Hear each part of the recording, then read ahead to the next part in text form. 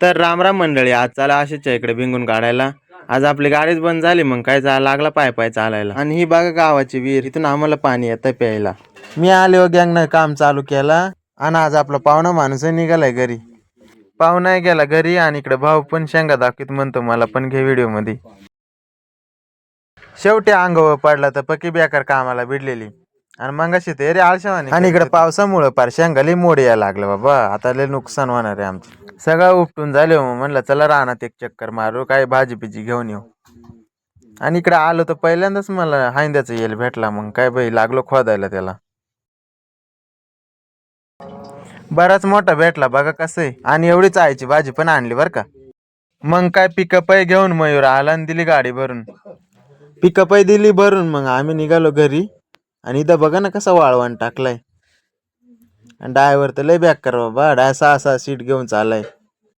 गेल्या भेटला नारळ. मग काय दम निघताय लगेच फोडायला.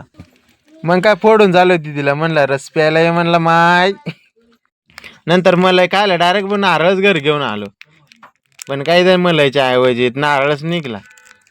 आणि व्हिडिओ आवडले असेल तर लाईक शेअर आणि फॉलो नक्की करा.